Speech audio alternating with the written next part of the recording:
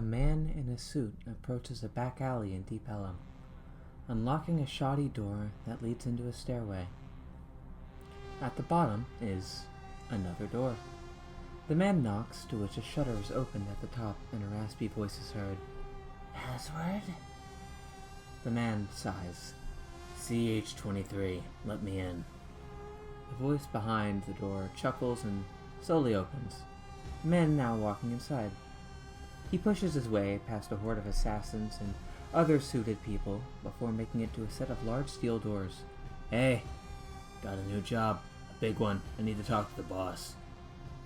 There would be a moment of silence before the sound of a wheel turning and a loud hiss of steam was heard from behind the doors, which now slowly opened into a lab-like room.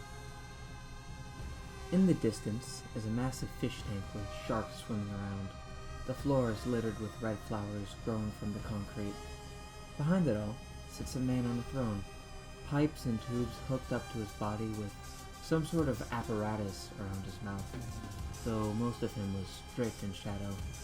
A woman stood by his side, flicking the edge of a knife. The imposing man would then speak. State your business here.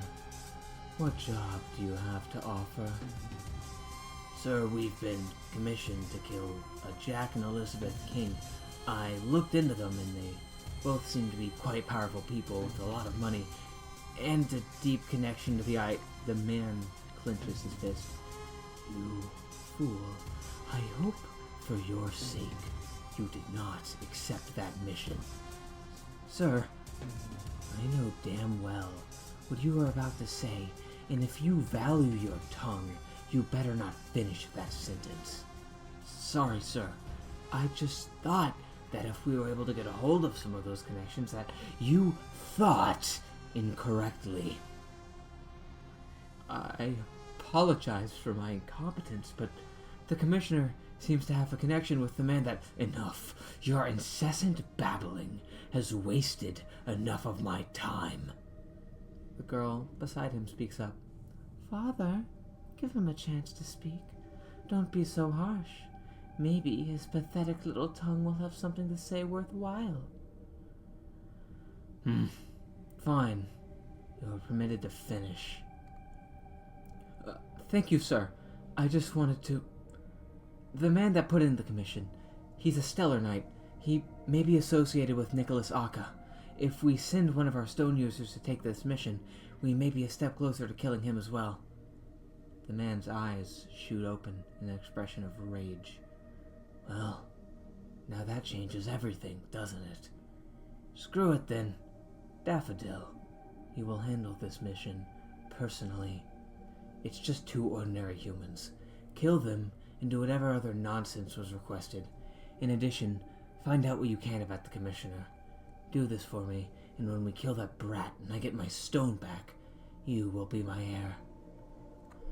The girl's piercing red eyes light up with excitement. You really mean that, Father?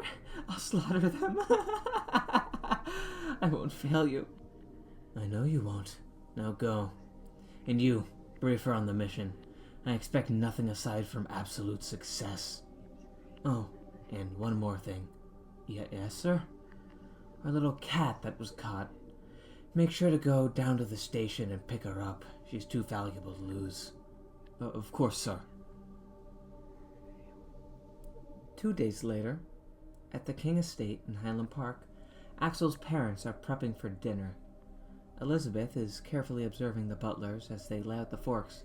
Ugh, the salad forks should be at a 45-degree angle, not a 35, you fool. Fix it. I will not allow our guests to be given a bad impression due to your incompetence. Right away, ma'am. I apologize greatly. A small girl with blonde hair walks up to Elizabeth, tugging at her sleeve. Mama, when is dinner? I'm hungry. It will be just a minute, dear. Now there's a ring on the doorbell. Oh, that must be our guest. Honey, go to the door. And Aurora, go to your room. The adults need to talk for a second. Okay, Mama. I'll go wait. Have fun with your friend. The woman gives a slight smile and waves her daughter off as she runs upstairs.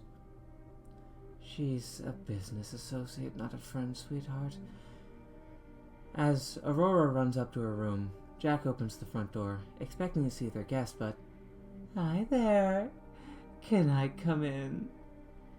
Jack backs up nervously. I'm sorry, but you must have the wrong address. We aren't expecting company. You're Jack, right? I am, but that's really none of your... Perfect. The woman presses her finger against her forehead with a manic grin. Surrender yourself to me. A burst of red light pulsates out from the woman's finger into the man as his eyes turn a bright red. So weak. Now, let's change that will of yours, Make it so all of your inheritance is to be given to your son upon your death. Yes, ma'am. The man takes out a piece of paper from his wallet and starts to change what was previously written. However, Elizabeth notices the commotion and makes her way over. Jack, is something wrong? Who is that? Once you're done writing that, kill your wife and then yourself. What? Jack, what is happening? Who is this woman? Jack finishes changing the will and then looks to his wife with an empty stare. Yes, ma'am. Jack pulls a pistol out from his back pocket and points it at his wife. Wait, Jack, what are you? The sound of 2 shots echo throughout the mansion as a deafening silence shortly follows. Well, that was disappointingly easy. I was hoping for at least a little bit of bloodshed. Mama? What was that sound? Aurora makes her way down the stairs, peering around the corner to look at the intruder. Then, noticing her parents' lifeless bodies on the carpet, their blood slowly staining the white rug with a deep red. What? Mama? Papa? The intruder licks her lips as her gaze turns to Aurora. It would appear I get to shed some blood, after all. The intruder lets out a maniacal cackle as she charges towards Aurora, her clawed hands going to slash at the girl. But there's a clank as her metal claws meet the edge of a blade.